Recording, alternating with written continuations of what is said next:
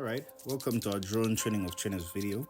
In this session, I'll take you through the 4 essential stages of our drone training process. We'll start with the assembly of a DIY S500 drone and its configuration, then explore how to use a digital simulator to flight practice, and finally, wrap up with on-the-ground flight training. So it begins.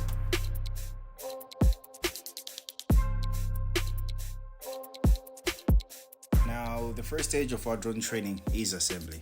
Now, this is where the trainees build the S500 drone from scratch. So this hands-on process involves building up the drone from legs to motors. Now we're talking of connecting critical components such as the GPS, power module, telemetry system, transmitter, and others to their respective ports.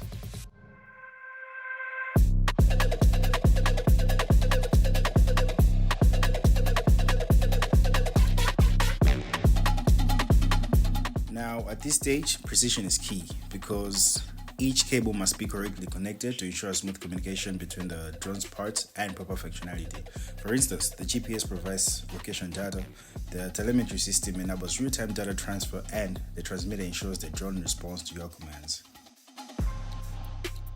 So, by mastering the assembly process, trainees gain a deeper understanding of how the drone operates and how each component contributes to its overall performance.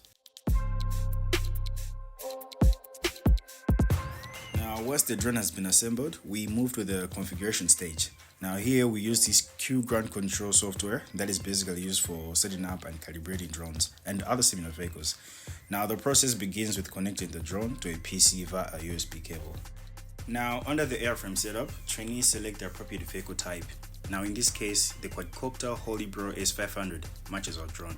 So you always have to know what group your vehicle is in.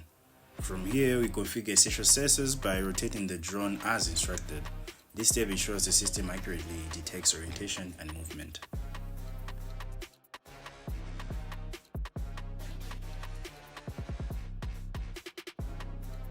Finally, the controller is calibrated, with the trainees moving toggles to align commands with the drone's responses.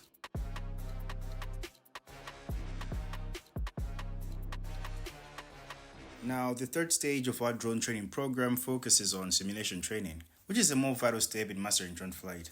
By using a digital platform, trainees learn to fly drones virtually before flying actual drones in the real world.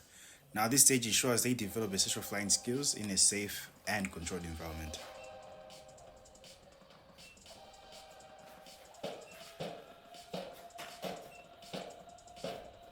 So the simulator includes specific tasks that are designed to refine key skills. For example, popping the balloons improves precision and control. Now, while flying through hoops improves accuracy by requiring precise movements, it also helps trainees develop a better sense of awareness of the available space, hence improvement in navigation of the drone. For a more in-depth experience, the simulator has what we call the FPV, which stands for first person view, and this allows the user to see as though they're inside the drone. More like an advanced feature. So one of the many tasks involves practicing the landing scenarios, which helps the trainees master smooth and controlled landings, and this is very important in drone operation. Then after each task, the system rates you to track progress. Alright, we've reached the final stage, which is on the ground flight training. Now this is where everything comes together. After building your skills and confidence in the simulator, it's time to take what you've learned and apply it to flying an actual drone. At this stage, trainees get hands-on experience with the real drones. They practice all the essential maneuvers from elevation, rotations, tilting, and of course the smooth landings. Now each movement that you practice in the simulator now feels real because now the drone is in the air and it's doing the commands that you're giving it. Pretty cool.